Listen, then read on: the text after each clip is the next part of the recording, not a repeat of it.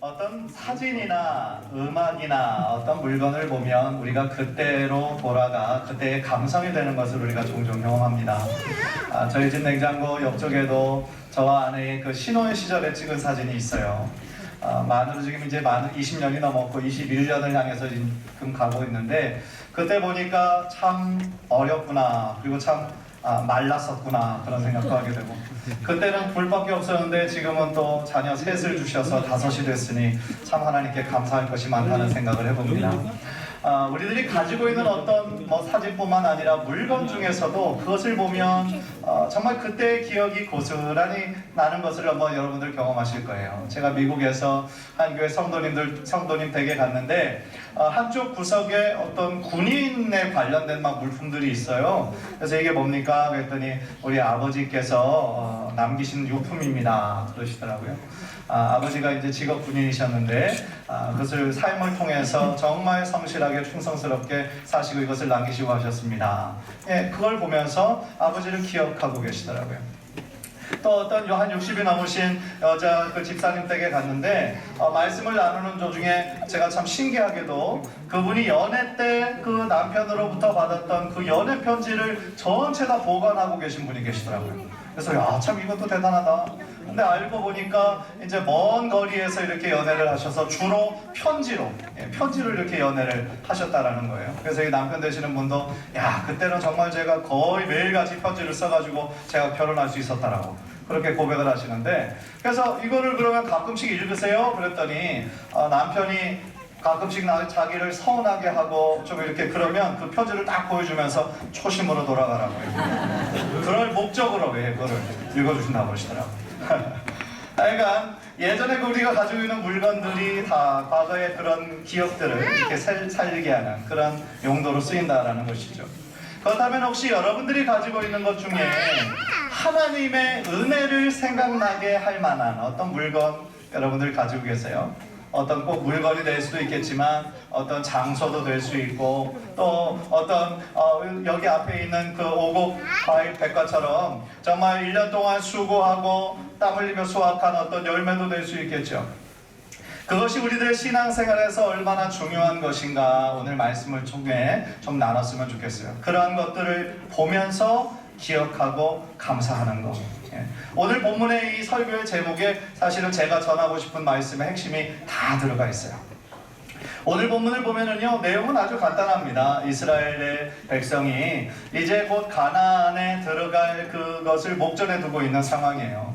그런데 바로 앞에 지금 요단강이라고 하는 커다란 강이 장애물처럼 앞에 있습니다.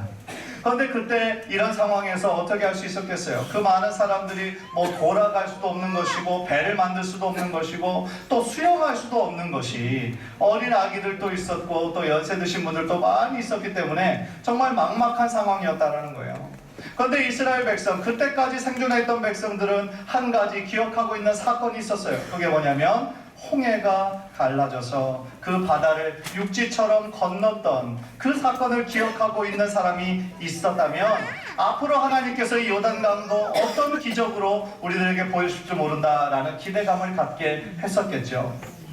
그리고 하나님께서 정말 그들이 기대하고 소원하는 것만큼 하나님의 놀라운 기적을 보여주셨어요. 그런데 그 놀라운 기적을 통하여서 하나님께서 그때까지 광야에 이스라엘 백성을 인도하셨고, 이제 앞으로 가나안 땅에 새롭게 들어가서 그 모든 삶의 과정도 하나님께서 친히 인도하실 것이라고 하는 강한 증거로 그것을 삼으시기 원하셨다는 거예요.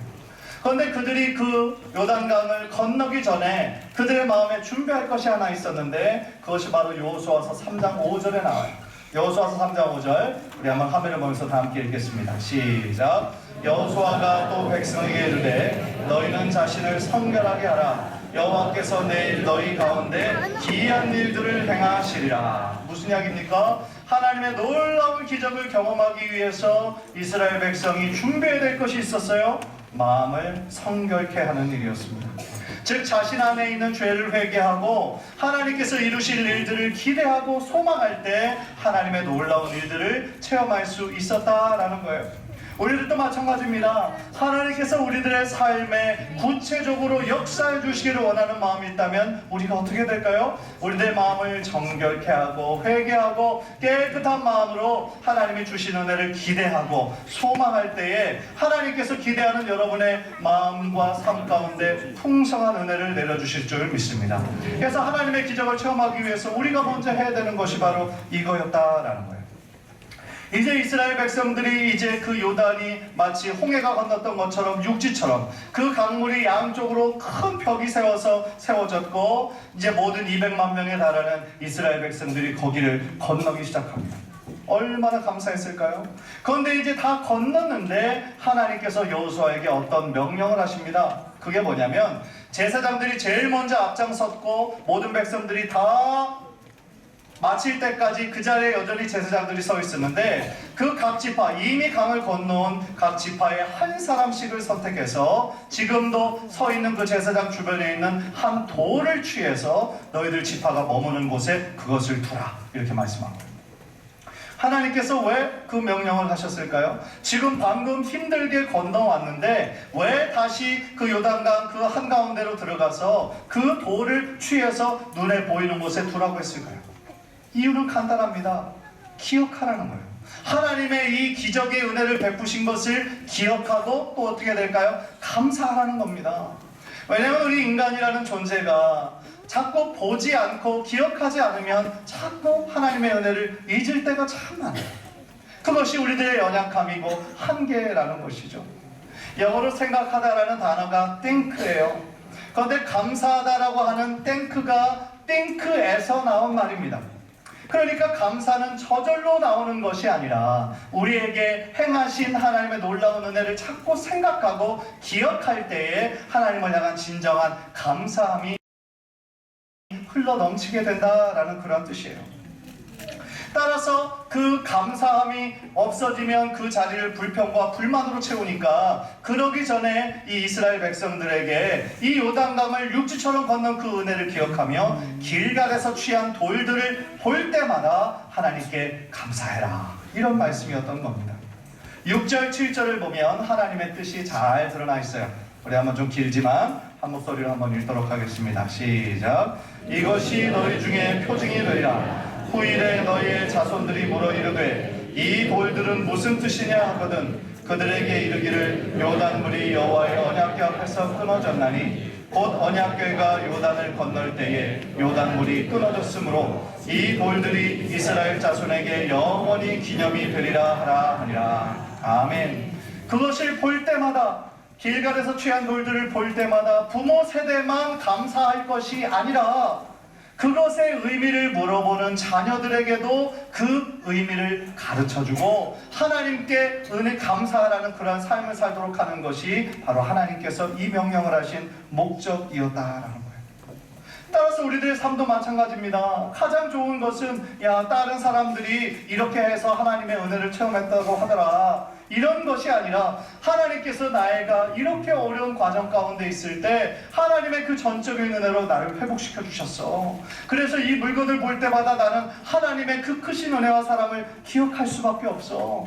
너도 이러한 삶을 살았으면 좋겠다. 너도 나와 함께 하셨던 하나님의 은혜를 꼭 붙잡고 믿음으로 살았으면 좋겠다 라고 그렇게 우리들의 자녀들에게 믿음을 전수하기를 원하시는 그것이 바로 하나님께서 우리들에게 주신 사명이라는 거예요. 지금 이 자리에 우리 사랑하는 어린아이들부터 우리 아동부, 학생부, 청년부 모든 우리 자녀들이 이 자리에 함께하고 있습니다. 정말 우리들의 최고의 사명은 우리들의 귀한 이 믿음의 자녀들에게 이 믿음의 세대들이 정말 이 시대에서 패배하는 그런 인생이 아니라 하나님의 말씀으로 승리하는 여호수아 같은 세대가 되도록 우리가 계속 힘주고 도와줘야 하는 것이 우리 기성세대의 사명인 줄 믿습니다. 그것이 있을 때 우리 교회의 미래가 있고 또 우리 한국교회의 미래가 있다라는 것이죠. 그런 면에서 저는 오늘 말씀을 준비하면서 볼 때마다 하나님의 은혜를 생각나게 하는 저만의 길갈의 돌, 여러분들 각자에게도 다 여러분들만의 길갈의 돌이 분명히 있을 겁니다. 그런데 저에게도 길갈의 돌이 있어요. 두 개를 가져와 봤는데요. 하나는 논문입니다. 제 논문. 박사를 받은 교육학 박사 논문인데요. 저는 사실은 이것을 볼 때마다 마치 길갈의 돌처럼 하나님께 감사할 수밖에 없어요.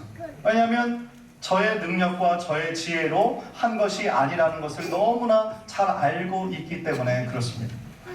보통 사람은 미국에서 그냥 공부에만 집중을 한다면 그 과정이 약 5년에 이르릅니다. 그래서 코스웍을 마치고 또 논문을 다 쓰는 것이 5년, 조금 늦는 사람은 6년인데 저는 이 논문을 쓰고 졸업하는 데까지 9년, 거의 10년이 걸렸어요. 사실 저에게 있어서 미국에서 박사학위까지 하려는 마음은 사실은 없었거든요.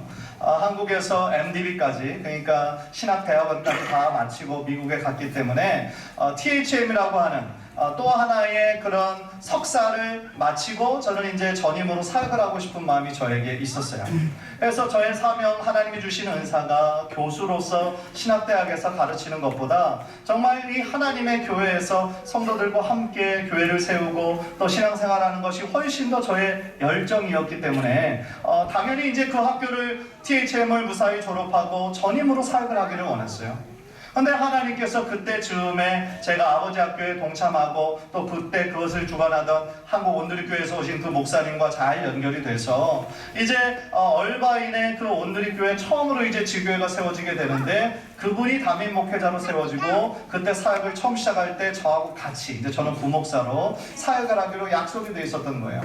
그래서 저는 청년 담당, 찬양 인도 담당으로 이제 그것이 잘 얘기가 됐고 이제 학교도 졸업했고 목사 안수도 받았고 지금 다니던 교회에서 5월 말에 사임도 다 한 상태였어요.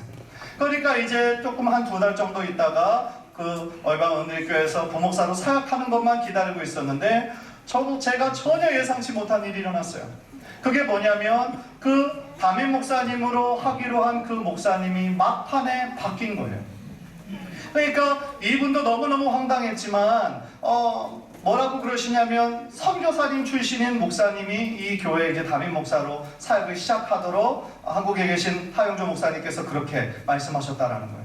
그런데 그때는 정말 하늘이 노래지는 것 같이 너무나 막막하더라고요. 왜냐면 제가 그때까지 섬기던 교회도 이미 다 사임을 했고 또 학교도 졸업을 했고 또 이제 저에게 준 신분도 딱 1년짜리 신분이었거든요. OPT라고 하는. 그래서 그 기간 내에 내가 취업을 하거나 다시 공부를 하거나 그런 것이 이어지지 않으면 한국으로 돌아와야 되는 그런 상황이었던 거예요. 그래서 너무나 이것이 기가 막혀서 나중에 한 목사님이 이제 미국에 오셨을 때에 찾아가서 여쭤봤죠. 이게 어떻게 된 일입니까? 그러니까 미안하게 됐다. 잘 기도하면서 생각할 때에 지금 이 분보다 다른 분, 선교사님 출신인 분이 담임 목회자로 하는 게 훨씬 더 좋을 것 같아서 이렇게 했다. 너에게는 미안하게 됐고 그분에게 편하신 분들이 아마 같이 사역을 하게 될 것 같다. 그렇게 말씀을 하시더라고요. 그런데 그때까지만 해도 정말 하나님의 뜻이 무엇인가? 하나님의 그 사역을 감당하려고 미국에서 그렇게 3, 4년 동안 열심히 준비하고 공부하고 졸업하고 이제 목사 안수도 받았는데 이 하나님께서 왜 이 길을 막으시는가? 라는 그런 의문이 들었어요.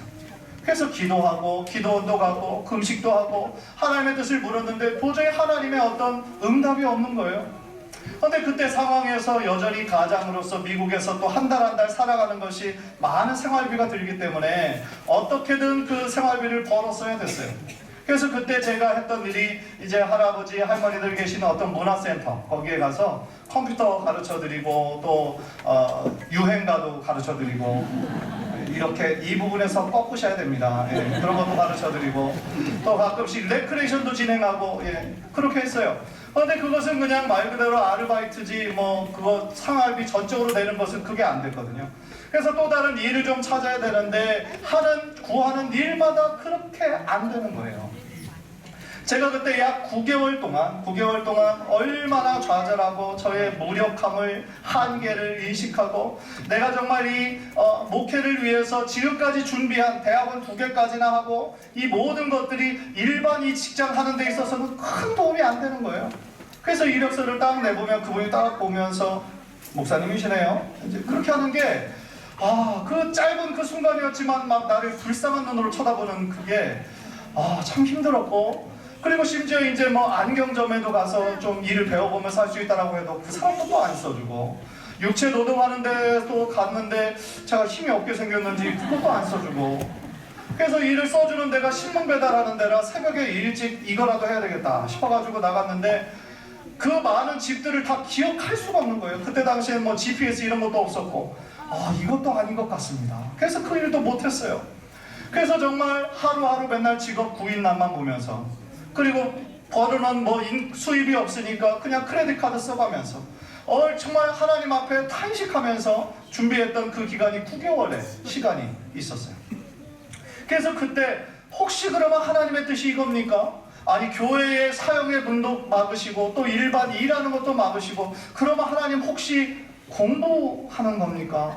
그런데 솔직히 그거는 제가 마지막까지 하기 싫은 거였거든요. 그래서 그거는 저의 도저히 꿈이 아니었기 때문에 그래도 하나님의 뜻은 확인해야 하니까 혹시 이것인가 싶어가지고 정말 싫은 마음으로 그 박사과정 PhD 과정에 지원을 했는데 그것이 덜컥 된 거예요. 하나도 안 기뻤어요. 그 박사과정 되는 것도 쉽지 않은데 하나도 안 기뻤어요. 그래서 내가 이 일을 해야 되는구나, 공부를 해야 되는구나 싶어가지고 다시 한국에서 이제 F1 비자 다시 받아서 미국에서 공부를 시작하는데 역시나 박사과정 공부하는 것이 너무너무 쉽지 않았어요. 첫 학기에 공부를 이제 전임으로, 당연히 학생 신분이니까 전임으로 일주일 내내 공부하고 또 주중에 생활비도 벌어야 되니까 20시간 이상 또 일하고 또 주말에는 교회에서 사역하고 너무너무 정신없는 거예요. 또 그때쯤 또 둘째 아기도 태어났어요. 그러니까 이게 삶이 아닌 거예요. 그래가지고 그때 한 학기 동안 제가 거짓말 안 하고 이 공부를 내가 그만둬야겠구나 마음먹은 게 한 100번 정도 돼요. 이 길은 아닌 것 같은데 하나님 이거 아닙니다 하면서 100번 정도 막 울면서 맨날 하나님께 기도하며 수업 들어가기 직전에 막 기도하면서 들어갔던 그런 기억이 나요. 그래서 그때 제가 가졌던 한 가지 소원이 뭐냐면 아내가 당신 이렇게 힘들면 그만해, 다시 한국 가면 되지 뭐, 그 말을 해주기를 너무너무 기대했는데, 왜냐면 그 말하면 제가 한국에 계신 양가 부모님께 전화를 드려서 하기보다는 가정의 평화가 훨씬 더 중요한 것 같습니다. 이것 때문에 제가 못할 것 같습니다. 그러고 이제 완곡하게 이걸 하고 한국으로 들어갔으면 너무 좋겠는데 아내가 원망스럽게도 한마디도 그걸 안 하는 거예요. 자기도 또 애기 키우느라 힘들 텐데. 허에서는 하나님의 뜻이 그래도 계속 이거를 하는 거구나 싶어가지고 2년 반 정도 코스웍도 하고 또 이제 논문 자격 심사 그 시험도 패스하고, 그런데 그곳에서 이제 또 지금 제가 부목사로 섬겼던 그 교회에서 종교 비자를 해주셔서 이제 그때부터 교회 사역을 하면서 동시에 논문을 쓰려고 하니까 너무너무 힘든 거예요. 사역하면서 이 논문을 쓴다라는 것이 제 생각처럼 시간 짬짬이 내가지고 좀 하려고 했더니 이게 안 되는 거예요. 논문은 집중해서 그 앉은 자리에서 오래 앉아야 이게 막 흘러가는데 그런 시간이 없으니까 이게 진행이 안 되는 거예요. 그래서 중간에 휴학을 했어요. 휴학을 해서 3년 동안 목회에만 전념하는데 제 마음에 어떤 부담감이 있는 거예요. 하나님께서 몇 년 전에 다른 길은 막으시고 이 박사하는 데만 열으신 거는 분명히 하나님께서 억지로라도 시키신 이유가 있는데 내가 이거 너무 힘들다고 그만둔 게 하나님께서 보시기에는 아닌다라는 생각이 들어서 다시 들어갔어요. 복학을 했어요. 그런데 논문을 이제 써서 제 첫 번째 초안 그 프로포절도 다 통과를 했는데 그때 또 한 번의 저의 인생에 큰 변화가 생겼어요. 그때까지 LA에서 13년 동안 있었는데 뉴저지에서 담임 목사로 청빙을 받은 거예요. 그래서 이제 뉴저지로 떠나게 됐는데 제 담당 교수가 저를 조용히 부르더니 그곳에 가서 제일 처음에는 그 목회에 전념해야지 이 급격히 환경이 변하는데 논문 못 쓴다, 휴학을 하는 게 좋겠다 해서 두 번째 휴학을 했어요. 두 번째 휴학을 해서 이제 신방하고 목회하고 또 짬짬이 도서관에 가서 또 집중하면서 하고 그래서 겨우 졸업할 수 있었던 것이 이 논문인 거예요. 그래서 저는요 이 말씀을 드리는 게 사실은 뭐 박사 받았다라고 자랑하려는 의도가 1도 없어요. 조금도 없어요. 저는 이것을 볼 때마다 하나님의 그 인도하심과 또한 하나님께서 순간순간 어려웠을 때 어떻게 저에게 힘 주시고 능력 주시는 것을 기억하게 된다는 거예요. 그래서 저에게는 이것이 길갈의 돌인 셈이에요. 볼 때마다 나의 능력이 아니었구나, 나의 지혜가 아니었구나, 하나님께서 이렇게 이끄셨고 하나님께서 순간순간 마칠 수 있도록 힘을 주셔서 10년 만에 이것을 졸업할 수 있었거든요. 또 하나의 길갈의 돌은 여기 안 보이네요. 담임 목사, 우리 동안교회 담임 목사 했던 그 순서지, 그 프로그램이에요. 그거를 볼 때마다 저는 또 그것이 저에게 길갈의 돌이에요. 어제 말씀을 준비하면서 곰곰이 생각해 보니까 1년 전만 해도 사실은 한국으로 들어오게 될 거라는 것을 꿈도 못 꿨어요. 가끔씩 여기에서 사역을 시작한 지가 이제 6개월이 돼 가는데 정말 가끔씩은 내가 여기에 있다라는 것이 정말 신기할 정도로 하나님의 인도하심이 참으로 놀랍다라는 생각을 해요. 언제부터 제가 한국으로 좀 귀국해서 목회를 했으면 좋겠다라는 생각을, 기도를 시작한 것이 언제였냐면 작년 11월, 딱 지금부터 1년 전이었어요. 그때 저희 어머니가 굉장히 큰 수술을 하셨어요. 큰 수술을 하셨고 큰형이 전화를, 굉장히 지금 상태가 안 좋다, 심각하다라는 그런 전화를 받아서 부랴부랴 한국에 비행기표를 끊어서 왔죠. 근데 어머니 정말 의식도 못 차리시고 자가 호흡을 못 하시니까 기계에만 의지하여서 호흡을 하시는 그런 모습 보면서 마음이 너무 무거워지고 참 마음이 무너졌어요. 미국에서 20년 동안 그 생활하는 동안 물론 나도 아이들 3명 낳고 또 사역하고, 물론 논 거 아니고 열심히 사역했지만 또 한국에 계신 양가 부모님이 팔순이 돼가시고 점점 더 힘이 없어지시는 모습을 보니까 이제는 좀 돌아가야 되지 않겠나, 그런 생각을 하고 구체적으로 기도했을 때가 작년 11월이었던 거예요. 하나님께서는 하나님의 뜻으로 이렇게 인도하시기 전에 꼭 그 사람으로 하여금 준비하게 하세요. 기도하게 하세요. 그래서 작년 11월부터 제가 한국의 목회에 길을 열어주시면 하나님 제가 순종하겠습니다 라고 기도한 것이 작년 11월이었어요. 그때 이 동안교에서도 혼란과 어려움의 그런 과정이 11월부터 시작된 것으로 저는 알고 있어요. 물론 그 이후로의 과정은 제가 말씀 안 드려도 여러분 한 분 한 분이 너무너무 잘 아십니다. 비록 힘든 기간이었지만 하나님께서 여러분들 한 분 한 분도 다 기도로 준비하게 하시고 한마음이 되게 하셔서 제가 지금 이 자리에 서서 하나님의 말씀을 전할 수 있다는 것, 그 사실 자체가 저에게는 너무 큰 감사의 제목이라는 것이죠. 여기 박수 안 치셔도 되는데. 그래서 지난 6월부터 이제 사역을 시작하는데 저하고 아내는 뭐 하루하루 참 감사하죠. 근데 딱 한 가지 마음에 좀 걱정이 있었어요. 걱정. 그게 뭐냐면 우리 자녀들이 이곳에서 좀 잘 적응을 해야 될 텐데 라는 기도 제목이 있었어요. 딸은 미국에서 이 한국으로 오신 목사님들 얘기 들어보니까 자녀들이 적응을 못해서 그냥 자녀들 다시 미국으로 보내는 그런 목사님들이 의외로 많았어요, 주변에. 그래서 이걸 어떻게 해야 되나, 아이들이 맨날 학교 갔다 와서 울면 이거 어떡하나, 그런 걱정을 했었는데 다행히 둘째는 뭐 성격도 활발하고 또 영어를 하는 학교에서 지금 공부하니까 잘 적응했는데 걱정거리는 막내였어요. 막내는 이제 지금 한국말로 하는 공립학교에 지금 들어갔잖아요. 그래서 공립학교에서 이제 지금 받아쓰기 막 하는 수준이니까 이게 잘 적응할 수 있을까 했는데 학교 갔다 오더니 오늘 학교 어땠어요? 그러니까 끝? 네. 괜찮았다는 거예요. 왜 괜찮았냐 그러니까 점심이 맛있었다고 그러고 그래서 지금 이 자리를 빌어서 그 급식 관계자가 얼마나 고마운지 몰라요. 맛있게 해줘가지고. 그래서 그때 이후로 우리 막내 시연이가 딱 2번 울었어요. 네, 2번. 제 예상은 훨씬 더 많이 울 줄 알았거든요. 근데 딱 2번 왜 여기로 데려왔냐고 막 2번밖에 안 울어가지고 얼마나 하나님께 감사한지 모르겠어요. 제가 지금 그래서 기도하고 기대하는 것이 있어요. 지금까지는 저하고 아내한테 늘 영어로 얘기하거든요. 영어로 얘기하는데 언제 나한테 얘기하는 말이 한국말로 바뀔 것인가, 그것을 지금 기대하고 있어요.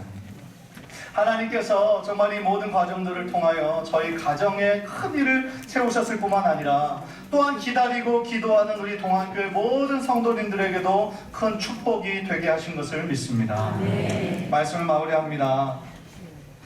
지금 여러분들에게도 분명히 어떤 길갈의 돌이 있으실 거예요. 반드시 있으셔야 됩니다. 중요한 것은 그 길갈의 돌을 볼 때마다 하나님의 은혜를 기억하고 감사해야 한다는 거예요. 그리고 여러분의 자녀들이 혹시 그것에 대해서 물어봤을 때 그 길갈의 돌에 관한 이야기를 나누고 하나님의 사랑과 은혜를 함께 나누어야 될 줄 믿습니다. 그렇게 할 때 오늘 설교 제목처럼 우리들의 평생에 하나님의 은혜를 기억하고 감사하게 되는 귀한 역사가 여러분의 삶 가운데 일어나게 될 줄 믿습니다. 그래서 여러분들의 하루하루의 삶이 오늘 추수감사절 하루뿐만 아니라 우리들 평생에 하나님께 감사와 찬양과 영광을 올려드리시는 귀한 성도님들, 우리 자녀들 되시기를 주님의 이름으로 간절히 축원합니다. 우리 한번 기도하겠습니다.